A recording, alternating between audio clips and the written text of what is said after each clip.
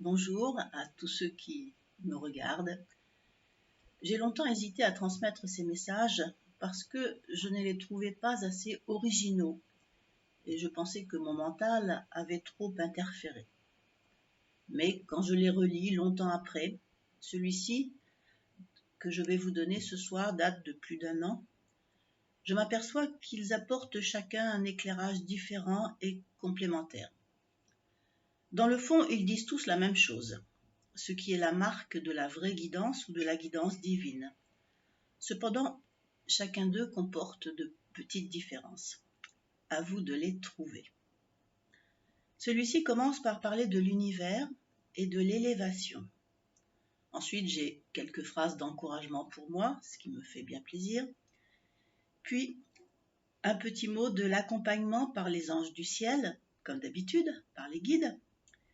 La nécessité de l'amour, l'importance du cœur, le rappel des idéaux et enfin, le poids de la matérialité. Comprendre les immensités de l'espace n'est pas donné à tout le monde. L'univers est gigantesque et se déploie sur de nombreuses dimensions de l'espace-temps. Vos chercheurs s'approchent de la vérité, mais ne trouveront jamais la vérité ultime qui se cache dans l'éther, royaume éternel de Dieu et des présences spirituelles, comme vous les appelez. Alors je profite de l'occasion pour vous parler de l'éther. Dans les communications que je reçois, il est fait mention de 3 dimensions. Celle de la matérialité, du monde matériel, appelée souvent 3e dimension, celle de l'astral et celle de l'éther. Et l'astral est un espace de liaison ou de transition entre l'éther ou monde divin ou monde spirituel et le monde matériel. Alors d'autres théories décrivent de nombreuses dimensions de l'espace-temps, mais elles peuvent être regroupées dans ces 3 termes. Choisissez celle qui vous convient. Chacune est une image, une approche de la vérité.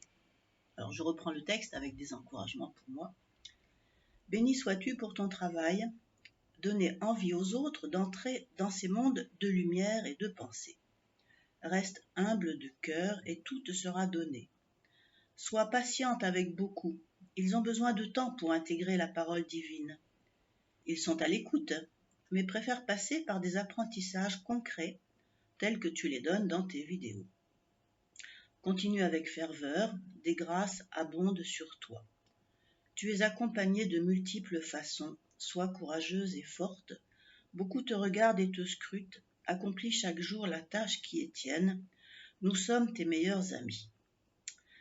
Proviennent du fond des cieux d'immenses énergies de lumière et de vie, afin d'élever la race humaine.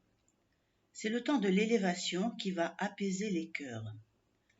Rassemble la famille humaine, afin qu'elle tende vers l'un, de toute grâce et de toute éternité. Les anges du ciel accompagnent chaque humain, ceux qui méritent et ceux qui déméritent. Nous ne jugeons pas, juste nous aidons. Faites de même avec vos frères humains. La pagaille a trop duré. Aimez-vous simplement. Aidez-vous, secourez-vous. Faites attention aux uns et aux autres. Tous attendent la bonne parole qui les rendra fiers d'eux-mêmes. Pourquoi tant de découragement? Chacun attend un profit immédiat et souhaite toucher sa récompense.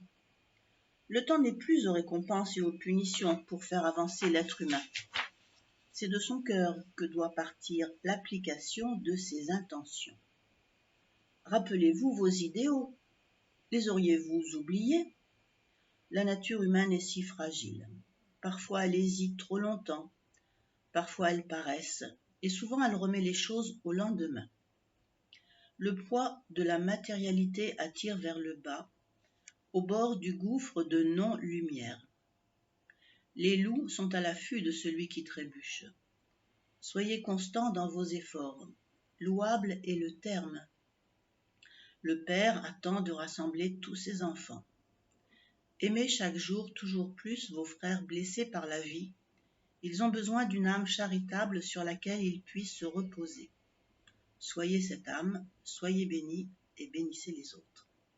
Alors je vous souhaite de tirer profit de ces courts messages. Au revoir et à une prochaine fois.